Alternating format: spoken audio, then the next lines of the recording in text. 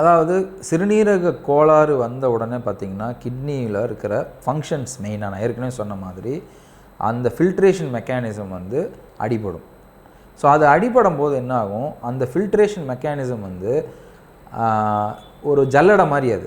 அந்த ஜல்லடை வந்து அடிபடும் போது அந்த ஜல்லடை பெருசாகும்போது நிறைய ப்ரோட்டீன்ஸ் புரத சத்து வந்து நிறைய லீக் ஆக ஆரம்பிக்கும். அந்த ப்ரோட்டீன்ஸ் நிறைய லீக் ஆகும்போது உடம்புல எல்லா பகுதியிலையும் வீக்கம் வரும். கால் வீக்கம், மூஞ்சி வீக்கம், உடம்பு வீக்கம் இதெல்லாமே வரும். அதுக்கு காரணம் அந்த ப்ரோட்டீன் லெவல் குறையும் போது இந்த மாதிரி வீக்கங்கள் வரலாம். அது இல்லாமல் க்ரானிக் ரீனல் ஃபெயிலியரில் கால்சியம் லெவல் குறையும், ஹீமோக்ளோபின் ரத்த அணுக்கள் ரொம்ப குறையும். ஸோ இதெல்லாமே வந்து கிட்னியோட ஃபங்க்ஷன் ஏற்கனவே நான் சொல்லியிருக்கேன். ஸோ அந்த ரெகுலேஷன் குறையும் போது இது எல்லாமே வந்து குறையும்.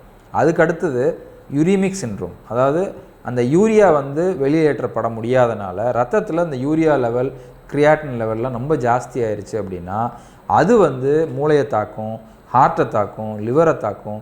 ஸோ இது வந்து யூரியா வந்து ஜாஸ்தி ஆகும்போது இந்த மாதிரி பசி எடுக்காது, வாந்தி வரும்.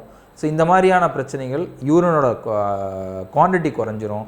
ஸோ இதெல்லாம் தான் மோஸ்ட் காமன் காஸ்.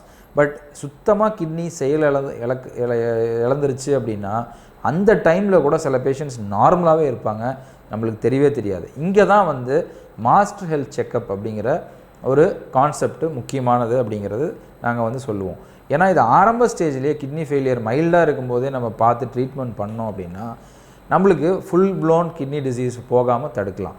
ஸோ இது வந்து கவர்மெண்ட்லேயே வந்து இப்போ ஹெல்ப் பண்ணுறாங்க மாஸ்டர் ஹெல்த் செக்கப்புக்காக. ஒரு வருஷத்துக்கு ஒரு தடவை நம்ம போய் செக்கப் பண்ணிக்கணும்.